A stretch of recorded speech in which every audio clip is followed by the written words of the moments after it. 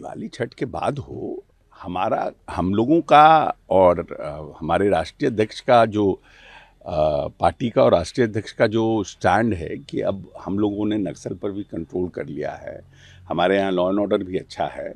तो जिस तरह से महाराष्ट्र में एक फेज़ में चुनाव हुआ था, तो अगर संभव हो तो बिहार में भी एक फेज़ में चुनाव कराया जाए। ये जनता दल यूनाइटेड का सुझाव है कि हम एक फेज़ में चुनाव कराने के लिए भी हम लोग हमारी पार्टी तैयार है। बाकी इलेक्शन कमीशन को निर्णय करना है। सर, बीजेपी के प्रदेश अध्यक्ष ने कहा है कि इस इलेक्शन में कोई बड़ा भाई नहीं होगा, कोई छोटा भाई नहीं होगा, सब एक समान होंगे, सभी एनडीए एक समान होंगे। ठीक है, तो अच्छा है, तो हम तो कह ही रहे हैं कि हम लोग जुड़वा भाई हैं। लेकिन सवाल तो ये होता है कि नीतीश कुमार की पार्टी जेडीयू, नीतीश कुमार खुद बड़े भाई की भूमिका में हमेशा रहे हैं, अभिभावक के भूमिका में हैं, अभिभावक के भूमिका में रहेंगे, अभिभावक के भूमिका में काम भी करेंगे, वो सब अलग बात है।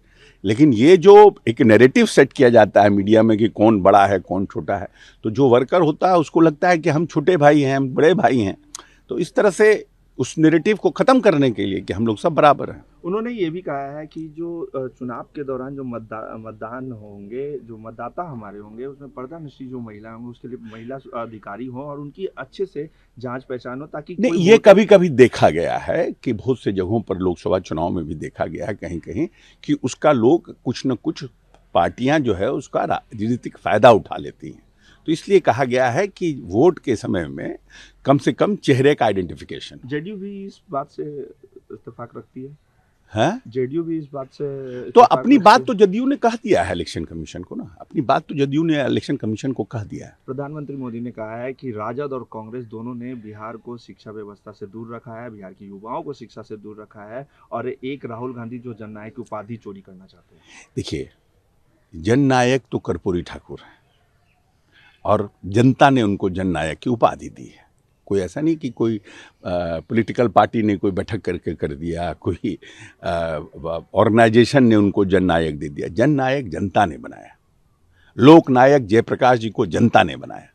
कोई किसी ने, अब कोई आदमी किसी को जननायक बोलता है तो ये तो जो जनता का जननायक का उपाधि दिया हुआ है उसके प्रति अनादर है ना।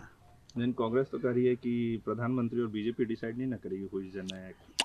जननायक जनता ने दिया है, जननायक जनता ने दिया है। आप अपने कार्य से, अपने इससे और बड़े हो जाइए, देश के जननायक हो जाइए, तो उसके लिए प्रयास कीजिए ना। सर, एक अंतिम सवाल है। तेजस्वी यादव ने कहा है कि इस बार का इलेक्शन हम होप करेंगे कि फेयर इलेक्शन हो। बिल्कुल, हम लोग भी होप कर रहे हैं कि फेयर इलेक्शन जैसे होते आ रहा है उससे भी ज़्यादा फेयर इलेक्शन हो।